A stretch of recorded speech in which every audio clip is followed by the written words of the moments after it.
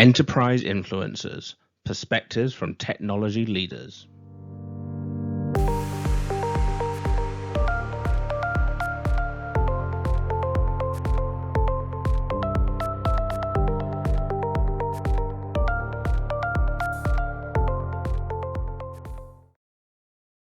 Hello and welcome to Enterprise Influencers, Perspectives from Technology Leaders. Today I have my co-host here, Patrick and Matt McGillen. Patrick, do you want to introduce our guests? Yeah, absolutely. So today we're going to be talking about partnership. And, when I look back at people I've worked with and people that I know in the industry, I thought there's probably no better person to talk about partnership than Matt McGillen as he drops his head in embarrassment here. Matt McGillen is the Vice President of Partnerships and Alliances for oak9, a Series B funded startup company focused on security as code and infrastructure as code. But I've also had the pleasure in the past of working with Matt McGillen at a previous company that we both share some background with, and have been able to witness Matt both in the boardroom with alliances and in the boardroom with customers. And I really think that Matt has a lot of great, valuable insight. Also a coffee lover and a dad joke connoisseur. So maybe he'll bless us with some of his comedy genius today. But welcome, Matt, to the podcast. And can you maybe just give us a little background about yourself, and tell us a little bit about, where you're coming from? Yeah, you bet. Thanks, Patrick. Thanks, Giles. Thanks for having me on, guys. That was quite an introduction. But yeah, sure. I'll be happy to give you a little bit of background. Patrick, you alluded to some of it in your intro, but I've spent probably the last 25 years mostly in technology consulting. So for a long time, for me, it's been all about professional services, consulting, and in those roles, I did play some part with alliances and partnerships, but it's almost like I was on the other side of the table. And now that I'm at oak9, it's a little bit different. I'm going to some of those companies that I worked for or with, and some of the big technology companies, Microsoft, AWS, that I had worked with in the past, and I'm looking for us to become a partner of theirs. So this has been related to my 25-odd year career in technology consulting, but different. I'm on the other side now, and it's been a really good learning experience. I think I have a lot more sympathy and / empathy for maybe some of the partners that I dealt with back in my consulting days. Awesome. Yep. And tell us a little bit about oak9. I alluded to it, but obviously you're in it. So yep. Tell us what you guys are doing and where you're trying to push this industry. Yeah, totally. So you mentioned it. We're a startup, so we're VC backed. Company's been around for about 2 years, and we're a cloud security company. So we're a SaaS product, and we're focused really squarely on providing like cloud native security. We've drilled down onto a couple slices of it. The first is this notion of infrastructure as code and providing security there. So going back to my early days, like early days, there was no cloud back in the day. This is like late 90s. It's like dinosaur times. like dinosaur day. I wrote a dinosaur to my first job every day. No, but back in the day, what we were doing was like physically screwing racks together and servers into racks and data centers and stuff like this. And I've got the scars like literally on my knuckles to prove, it was kind of hard labor. If someone said they wanted a server spun up, it was like I had to go there with a box cutter and open a box and put it in there and all that. And fast forward, 20 odd years later. And what people are doing now is provisioning like that same server, but 100-fold with like 2 lines of code. Yeah. And it's really cool to see infrastructure as code take off, especially in the enterprise space. People are using it to build out huge arrays of servers, databases, lambdas, load balancers, all this stuff. I'm just thinking like, man, that literally would have taken me months, back in the day. And now to see with languages like Terraform from HashiCorp, people are just bang, bang, bang, and then creating these massive scalable architectures in the cloud. And that has been awesome for speed and scale. But one of the things that we've discovered is that as developers write this infrastructure as code, developers are not security people. And so it's always blame the developer. I tell you, coming from a development background, like I take issue with this. You but take issue with that, right? But you're probably right. I'm not a security guy. But it's almost too easy right nowadays, right? It's just like I've done that where you kind of scale things out and suddenly you've got 10,000 servers and things like that. But did it pass the InfoSec guidelines or go through some kind of scene process for logging or that kind of stuff? Not initially. Absolutely. And it's kind of like developers are on the hook to make stuff go fast. Yeah. And, if you pull, Patrick, you're probably the exception, but if you pull the average developer and go, hey, can you run through all of the technical controls of SOC 2? A developer just kind of looks at you like, I can spell SOC. Right. Okay, right. Totally. And so that is the focus area that we've zeroed in on is, man, as infrastructure as code takes off, you've got developers writing hundreds or thousands of lines of code to get products to market faster, stronger, better, iterating, all that. And they don't really know the ins and outs of HIPAA, PCI, HITRUST, all that stuff. Sure.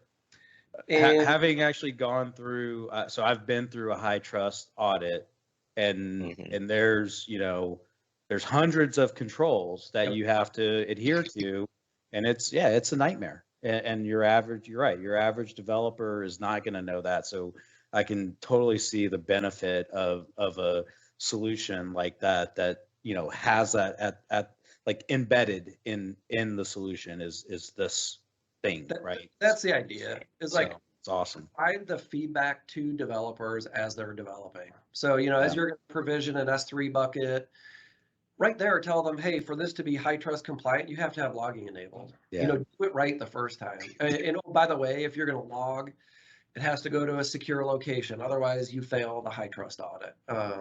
Yada yada. So that's our goal, and that's what oak9 does, is provide that real-time feedback in the development process or through the CI/CD pipeline or by integrating to the repositories. Make it so that the developers can just develop, and then we can provide that real-time continuous feedback of, hey, this is not in compliance. Here's exactly what you need to do to make it in compliance. Very cool. So that's kind of it in a nutshell. That's awesome. So you mentioned, a couple of big partnerships, right? You mentioned AWS, you mentioned Microsoft, but and you mentioned how you're actively out seeking partnerships. So I guess, just in terms of talking about partnership and actually your title is partnerships and alliances. So maybe briefly, what's the difference there? Like what, when you talk partnership versus alliance, what do you mean by that? We break it down at oak9 between alliances, which we would consider like our technology alliance partners. So that would be a AWS, Microsoft, HashiCorp, ServiceNow. These are big companies that we either integrate with or we integrate with and we have some sort of joint marketing, joint go-to-market type of motions with them. But in those cases, those alliances, those are like established technology companies that we want to we want to be able to integrate with, or somehow, to put it candidly, is ride their coattails a little bit. Oak9 is a 2-year-old startup. AWS has 1 billion customers, and so the relationship there is they're kind of the big star in that solar system, and we'd like to be one of the planets in that. Well, and they're a platform. Sorry, Giles, but they're a platform. I was going to say, and I assume then that the technology partners are actually pretty welcoming of it, because certainly when I deal with kind of defense stuff in my past and things like that, it's actually a small portion. It's a small but important portion of their customer base, right? So I assume that they're very happy to help you in that joint marketing. Is that fair?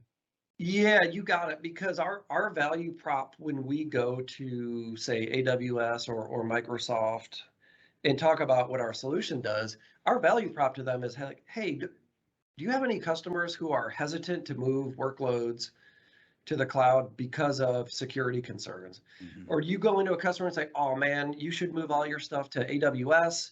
It's going to be better, faster, cheaper, stronger. And then the customer goes, whoa, whoa, whoa, whoa, whoa. We have HIPAA things to worry about. Yeah. We have HITRUST, we have PCI. Because if that happens, then bring us in. That's why we're a partner with you, and we can knock down a bunch of those roadblocks and make it so that the security teams who say, no, we can never move to the cloud because of these concerns, or it's going to take years, we're a good solution to help knock some of those barriers down. Yeah. So at the end of the day, I mean, you're enabling their customers to use their service more effectively, and so as an alliance management, right? That's one of those like kind of win-win types of situations that you're aiming for. Patrick, you got it. And one of the things that we like to make sure to highlight when we're talking to AWS or Microsoft is like, this is a 3-legged stool here. There is the customer and there is the cloud service provider. But then there's also a partner involved usually. And so that's sort of, I'll get to that in a second, but that's typically like professional services, consulting company, somebody that is helping the customer move to the cloud. And what happens is we don't want any security or compliance things to fall through the gaps. So we don't want a customer to say, oh, well, we thought if we just moved everything to Azure or GCP, that magically it's magic. It's all you're in compliance straight away. Yeah. And it's true that AWS and Microsoft and GCP have built compliant data centers. They built compliant clouds, but there's nothing really stopping the customer from going in there and putting an unsecured blob storage or S3 bucket or giving access to the entire universe. That's nothing. There's nothing that the cloud provider can do to prevent misconfiguration or something like that.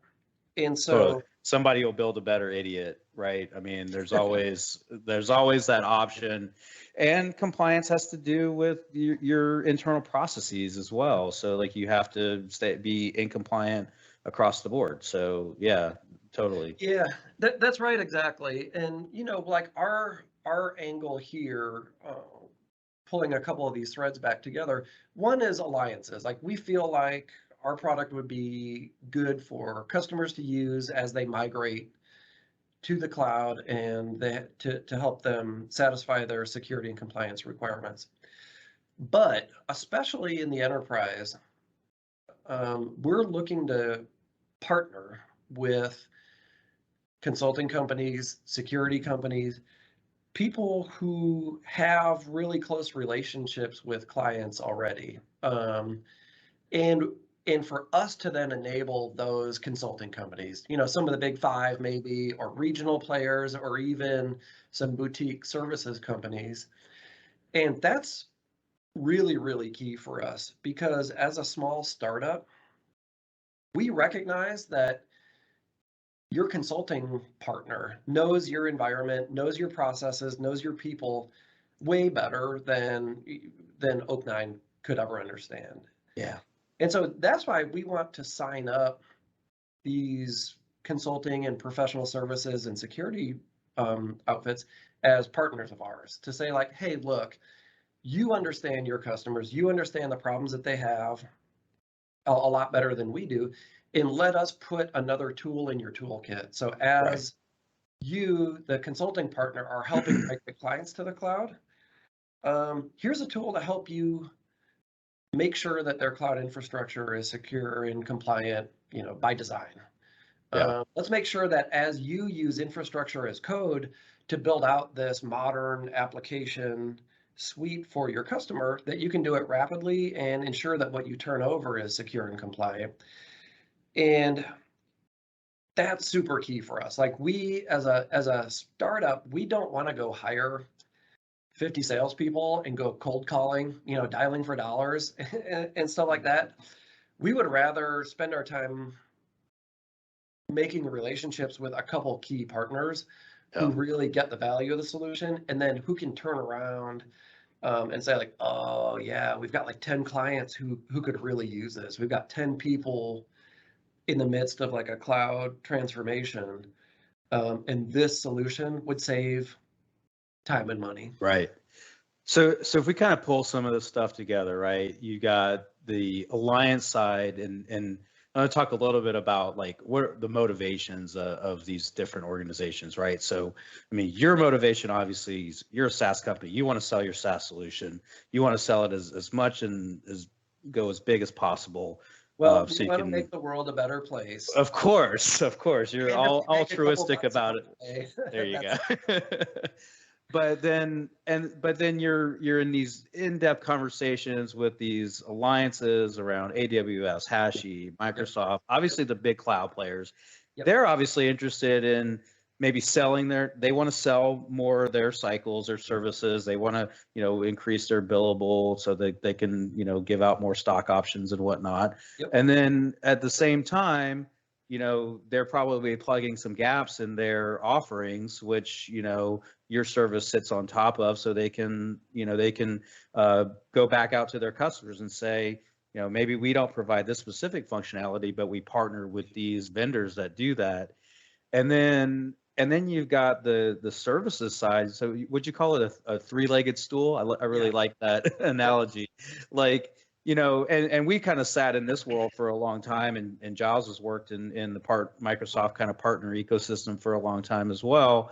But, you want to bring in solutions that are going to help your clients, go further, go faster, do it better, right? But ultimately, it becomes a revenue opportunity for these organizations, right? Because you don't necessarily want to scale up a professional services organization, and you couldn't necessarily scale to the size of a big four or similar type of organization, obviously overnight. So no matter how much VC backing you may have. No, you're right. Actually, you hit the nail on the head there. Not only could we not do it, just based on where we are in our growth and maturity curve, but actually a lot of our investors don't want us to do that. They want us to pick something that we're good at and stay in that lane. Yeah, totally. And candidly, consulting and services partners have spent decades honing their craft. They understand what to do, when to do it, and we would much rather let them do their thing. And you're right. When I go and talk to consulting partners, I'm trying to sell them on the value of what we bring to the table so that they can turn around and sell the value to the customer. Right. So there's a few things like, we'll ask a consulting partner, like, okay, are you using infrastructure as code to build out Azure landing zones or to deliver rapid application modernization? They say, yeah, absolutely. We're doing that all day long. And then we'll ask them, okay, how long is it taking you to go through security review to make sure that all that code is secure, it complies with standards and frameworks the customer has to comply with? And oftentimes the answer is like, yeah, that sucks. Like, it takes us a long time to pick through all of that stuff, and it slows the project down. And that's not good for us. And it's actually not good for the client either, because they are looking to migrate rapidly. And so that's where we'll come in and say, like, I think this is a win-win-win. If we can save you time and money, and we can get the customer migrated to the cloud more quickly and in a secure way, and we're just asking for like a little bit of the cost savings. And I think one of the rules of thumb that's out there is like, if you can demonstrate a 10x return, then that's a pretty good deal for the customer. So if we go in there and they say, yeah, look, to do the security review, the rewrites, all this stuff is going to cost us $500,000 in labor, in tools, in lost productivity. If we can come in there and say, well, for 50K, would our solution be appealing? That magic number of like the 10x return is usually when you get people going like, okay, I'm listening. Yep. Like you have my attention. And so that's just what we try to do, is just zero in on how much time is this costing? How much potential exposure do you have without doing security and compliance checking on all that code and infrastructure? And wouldn't it be worth it if you just spend a little bit of dough? And so that's kind of the value prop. Yeah, totally.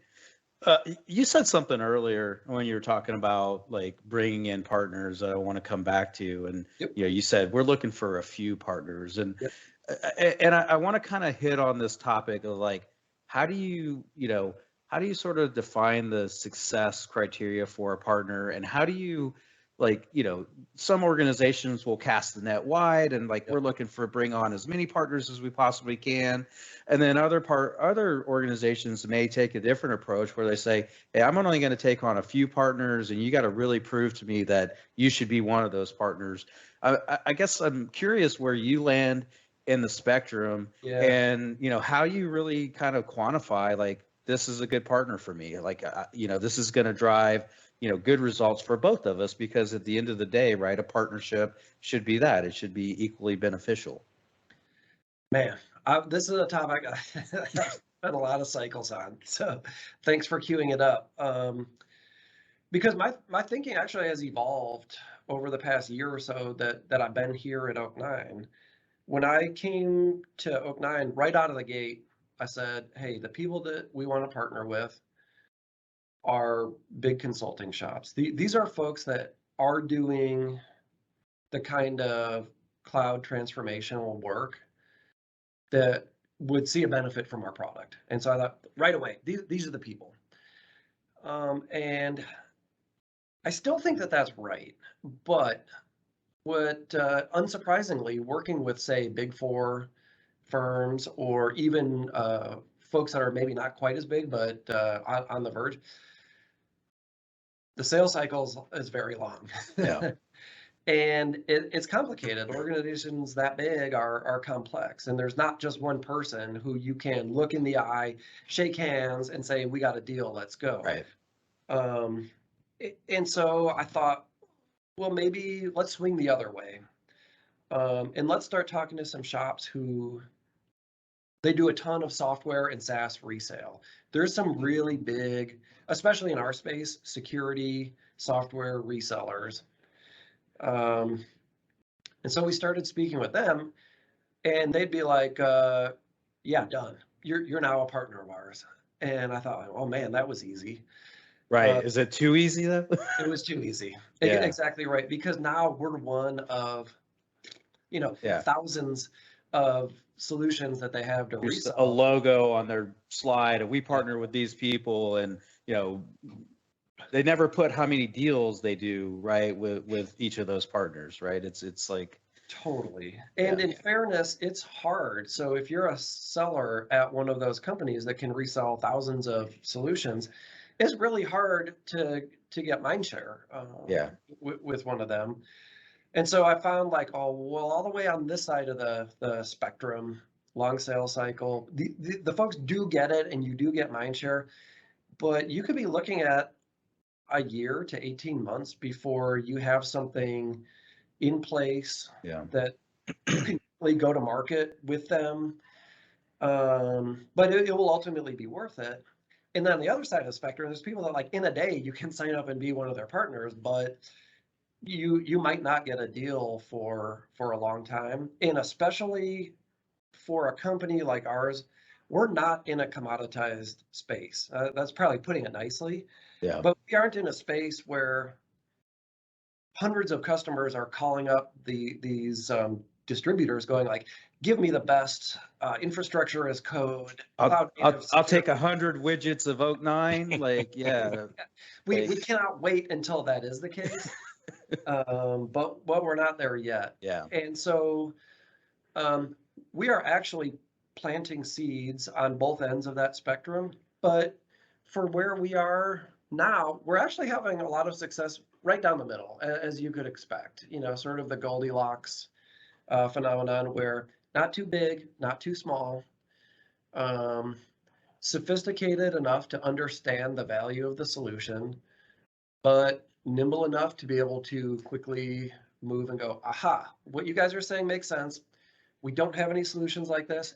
And I've got 10 customers where I think this will make a difference. Yeah. It's like, that's what we're trying to zero in on. So it's thought process has evolved. And I think that in every part of that like partner spectrum, it's valuable to spend time, to spend cycles, to plant seeds. But that's just kind of what I've learned. Today. No, and I think that's cool because like this concept you're planting seeds is totally appropriate, right? Because you don't know if they're going to bear fruit or not. The proof really is in the pudding for any kind of partner, right? It's how many deals you're bringing to the table, and so the ones I could totally see that where the Goldilocks zones is really really appropriate for, and I think that's a common. I think that's a common scenario for most SaaS vendors, right? Like you've got to really kind of hone in on the type of partner that's going to work for you. Because, I work at a very big company, and like moving the needle inside of a very large company can really take a long time. And so, you can plant those seeds, and over time, but what they don't want to see is like you don't want to be their first deal, right? Like you don't want to be you want to be able to show, hey, I've got this track record of success with these other organizations before they're going to really take you seriously, right? Totally, man. And that's oh, go ahead, Giles. I'm sorry. So I have another question that kind of to the side of what you're talking about there, because you talk very much closely on alliances with the technology vendors there, as well as the professional services things, but you're essentially selling the ability to improve your compliance. And of course, there's a business side to that, which is the auditors of them as well, right? So do you also target that as well? Not as a sell your solution, but more as a, will they recommend you to the people they go and audit? Yes. And that is, I love that. Yeah. Yes.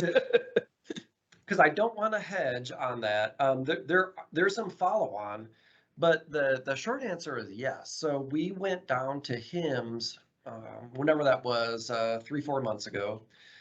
And one of our partners is actually HITRUST. So HITRUST themselves, we have a good partnership with them. We want to make it so that oak9 can be like tightly coupled with HITRUST, so that if someone uses oak9, they can feel very comfortable that our product is going to give them all the technical gold stars and all that stuff, so that they can go pass a HITRUST audit. Sure. So when we were down at HIMSS, we spent a lot of time in the HITRUST booth chatting with our friends there. And in the HITRUST booth, there was about 10 little kiosks, and it was all auditors. Right. And so while we were down there, we started saying like, hey, tell us a little bit about like when you go do an audit for a customer and you recommend remediation, what does that look like? Do you have partners? Do you have tools that you recommend? And the answer there is yes, they do. Because these auditors are, I guess, what's the right way to put it? The auditors want their clients to pass these audits. That's ultimately their goal, is let's get these guys secure and compliant. And so they definitely, there's this little market niche for tools that are going to help clients get ready for and pass audits. And so we spent a good amount of time at HIMSS talking to a bunch of these auditors, going like, hey, do you see a space here? Do you see, is this solution that we're offering valuable? And there was a lot of interest. So that was something that before we went down to HIMSS, candidly, it never really occurred to me. And then we went down there and it was like, oh my God, this is a space that we should be attacking for sure. Yep. It's funny. It's funny how when you get out and you talk to people and you're like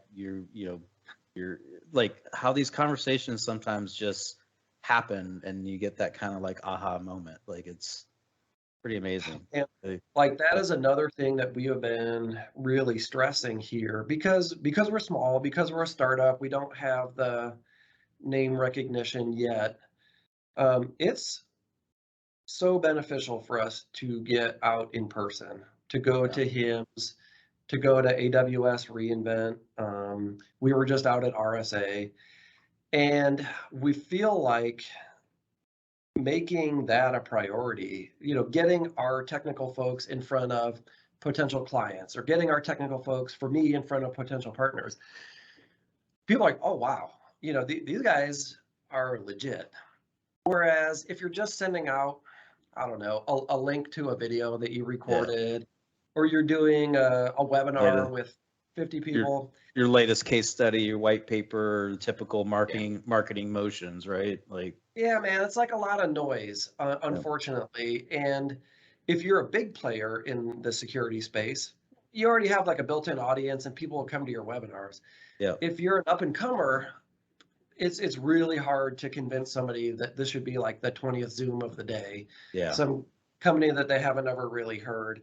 So in like the partnership and alliance space for us, and I'd say it's based on my experience, like out at RSA a couple of weeks ago, this is how a lot of folks are feeling. It's like, let's get back out there. Let's be safe, let's take all the precaution, but let's get out there, let's get in person, let's have the discussions.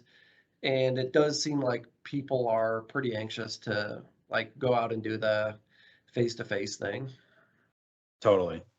Yeah, I was lucky enough. I got to go out to Vegas a couple months ago for one of the big conferences out there, and meeting with a bunch of vendors, and I mean, it's just you can just have conversations, and sometimes you can say like, that's not worth my time, and sometimes you can say, oh man, I never knew about this. Like now this is something I want to dig deeper into. So, yeah, really, really cool. One of the things you guys are sort of getting established in this partnership ecosystem, and you're talking about how your thinking has evolved, right? Like I'm kind of wondering, like, how do you sometimes handle, like, sometimes partnerships are not good, right? Maybe it was a misalignment of expectations. Maybe it was, the partner's not living up to their end of the bargain. How do you handle those types of situations? And, maybe how do you maybe identify when that is in fact the case? Oh man, yeah. A couple things on that. The first is, well, what I found the key for any partnership that actually has taken off and been successful, it is not like organization to organization. It's definitely people to people. So it's super key for us to get the right person from oak9 lined up with the right person at the partner and have it be an actual relationship. That's why for us, getting out in front of people in person, getting on the road is important, because we want to establish those relationships. And so any of our successful partnerships always started like that, where it was somebody who, again, would look you in the eye and go, I got this. Like, I get what's happening here. And if we do this right, I'm going to be successful. You're going to be successful. Let's go, LFG. And it's like somebody that sees it and is motivated and is going to be the champion within that partner for you, and vice versa. That's what makes it successful. what I have seen is the opposite side of that coin, where if you don't have that personal connection somewhere, it's where stuff kind of goes to die. You can get the partnership agreement signed. You can, get on their global price catalog and all that stuff. But without the real relationship, it just is one of those things where they're not going to be motivated. You may not be motivated, and it's just going to fizzle out. And it's going to be a thing where it's like the logo is on the website, like you said, but nothing is really happening there. And for us, a small company especially, we don't have the cycles to be able to maintain like 1,000 partnerships where 900 of them are not going anywhere. It's too much overhead. But even for big companies, I've noticed that too, that without really assigning someone almost as like a success manager, they don't want to do that either. That somebody really ultimately has to be tasked with measuring the success and driving the success. It's not going to happen on its own, no matter how great your product is or how great the alliance partner is. Unless someone is personally tasked with the success, it's not going to work out. And then to get to the answer to your question, like, so what do you do in that case? I think it's like a lot of situations where stuff isn't working out, like both parties know, like it's usually not a surprise when you say like, oh, hey, let's do a review of how things have been going. Oh, neither of us has driven any deals for the other one, and it's been 6 months. I had a marriage like that. Man. Yeah, all of a sudden I was like, oh, wait, we're still talking about technology here, right? But yeah, that's kind of been my experience. And well, to continue the analogy, it's almost like I think my radar is pretty tuned now to be like, we're not the right fit. This is not going to be good. There's some criteria that you use at the beginning to just figure out, I don't know if this is going to be a good fit. And man, I would much rather just not even start. I would rather say, hey, maybe sometime down the road. And I don't ever get offended when someone says the timing isn't right. We're really busy. We have competing solutions or something like that. Let's check in later. As a partnerships and alliances person, that does not bother me at all. I mark it down as let's follow up in 6 months or something like that. But man, I would much rather have someone be totally candid and say, not a great fit. I mean, just like in sales, right? Like a quick no is just as good as a yes, right? Like, I mean, it lets you know where to spend your time. No time wasted. Exactly. Like, I mean, I know a lot of partners will I've seen this happen in various situations where you've got partner-led or partner-driven, I guess, companies, and they may define like, okay, we're going to have these levels of partners. So maybe if you're a strategic partner, like we're going to feed you deals and we're going to be very involved and we're going to have all this sort of stuff. But then you may keep some of the smaller partners, but they're more like referrals and things like that. So, I mean, I know that is sort of a strategy, but I think I'm kind of with you. I'm sort of, like the fish or cut bait kind of person. Yep. Like, it's not worth our time or your time to be in a bad partnership. So, it was kind of interesting. We had a call with a potential partner, and they had a really rigorous process for evaluating partners on their side. And they said, you have 30 minutes. If you can't pitch it in 30 minutes, chances are we're not going to be able to pitch you to any of our customers. So you got 30 minutes. Hit these 5 points at a minimum. Other than that, it's up to you. And so I really appreciated that guidance. I was like, okay, here's a group that's been around the block. They know what they want. They know what they don't want. And I thought that was pretty smart. And So we get on, we share we do our pitch, and it didn't go great. Like normally it goes pretty well, not to, toot our own horn here, but we get the right folks on the phone, and usually people are like, oh my gosh, this is super cool. How do you do this? How do you do that? These guys were pretty tough on us. And so we got off the phone, and I synced up with the team internally. I said, that was not ideal. So we licked our wounds a little bit, and my gut instinct was, let's pretend that never happened. Let's just like sweep that under the rug, not a good fit. But after a couple minutes, I thought, you know what? I'm going to write up a thank you note. I said, thanks for having us on. I personally don't think this went really well. Here's where I think that we fell down. But can you give us some feedback on what you thought? We're a young company. We're growing. We're looking to improve. Can you give us some feedback?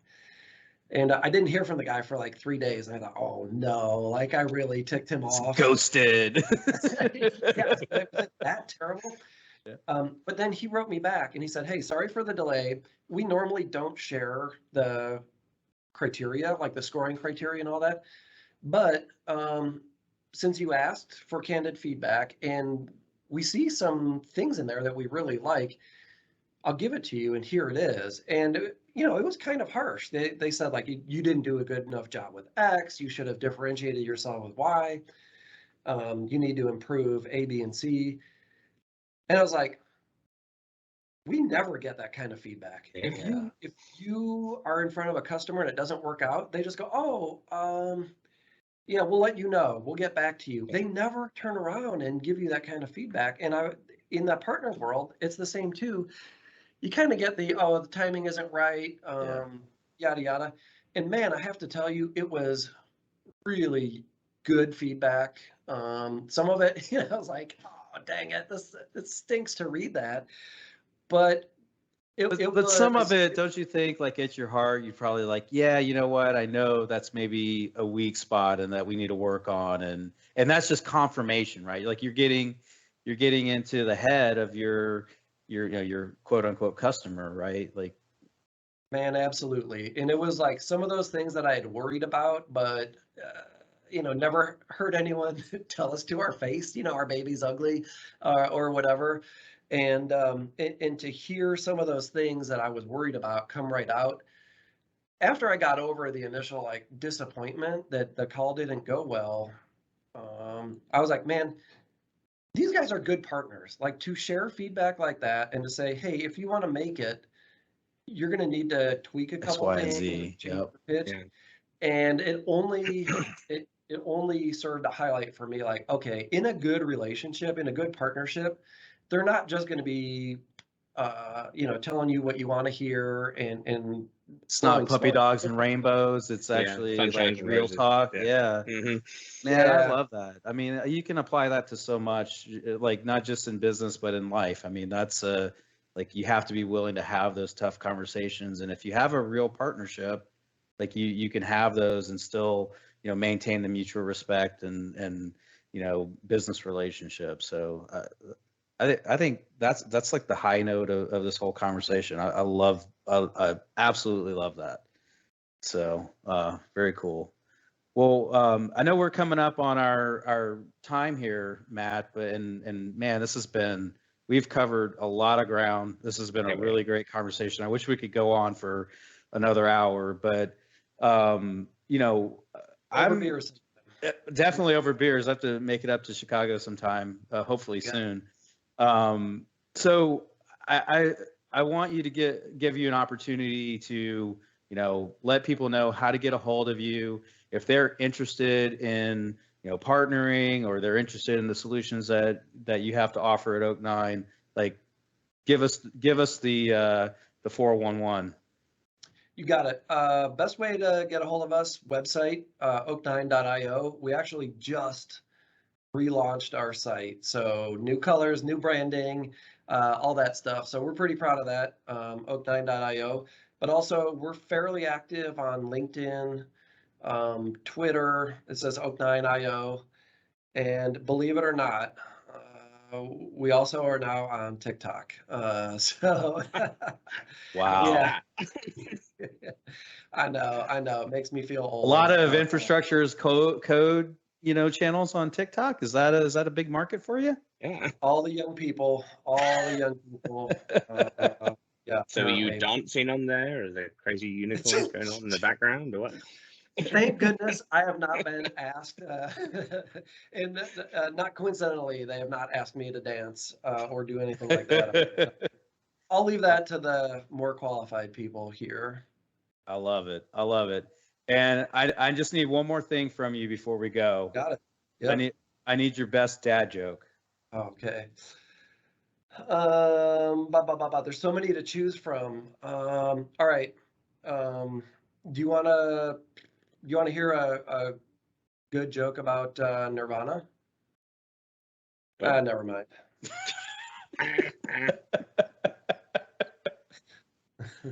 And on that note, people, that's Matt McGillen. This has been awesome, Matt. We really appreciate it. We appreciate all your time. So we'll be rolling this podcast out. So stay tuned. More to come. So this has been Enterprise Influencers. I'm Patrick Falgout, along with Matt McGillen. And I'm Giles Hampson.